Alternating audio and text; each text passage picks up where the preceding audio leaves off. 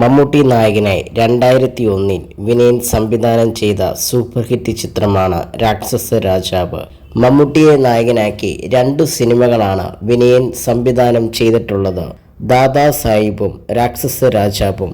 ആ വർഷത്തെ ഓണം റിലീസായി മോഹൻലാലിൻ്റെ രാവണപ്രഭു ഉൾപ്പെടെയുള്ള ചിത്രങ്ങൾക്കൊപ്പമായിരുന്നു രാക്ഷസ രാജാവിൻ്റെ റിലീസ്. രാമനാഥൻ IPS എന്ന കഥാപാത്രത്തെയാണ് മമ്മൂട്ടി അവതരിപ്പിച്ചത്. ചിത്രത്തെക്കുറിച്ചുള്ള ഓർമ്മകൾ പങ്കുവെക്കുകയാണ് സംവിധായകൻ വിനയൻ.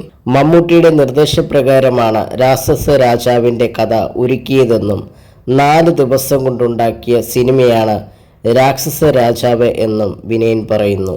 രാക്ഷസ രാജാവ് എന്ന സിനിമ പെട്ടെന്നുണ്ടായ ഒരു പ്രൊജക്റ്റായിരുന്നു. ദാദാ സാഹിബ് റിലീസ് കഴിയുന്നതിന് മുമ്പ് തന്നെ കരിമാടിക്കുട്ടൻ എന്ന സിനിമയുടെ വർക്ക് ആരംഭിച്ചിരുന്നു.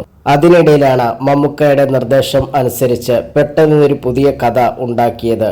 ഉടനെ സ്റ്റാർട്ട് ചെയ്യാൻ കഥ ഇല്ലെന്ന് പറഞ്ഞപ്പോൾ വിനയൻ ട്രൈ ചെയ്ത് സബ്ജക്റ്റ് ഉണ്ടാക്കിയാൽ അടുത്ത മാസം തന്നെ ആരംഭിക്കാം എന്ന് മമ്മൂക്ക പറഞ്ഞപ്പോൾ ഞാൻ ത്രില്ലടിച്ചു.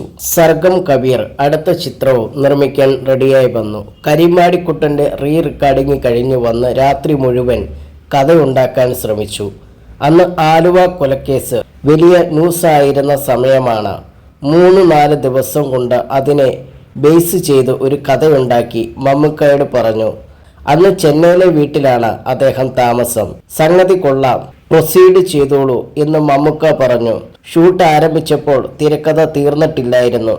രാമനാഥൻ IPS എന്ന മമ്മൂക്കയുടെ കഥാപാത്രം അന്ന് കയ്യടി നേടിയിരുന്നു, വിനയൻ പറഞ്ഞു.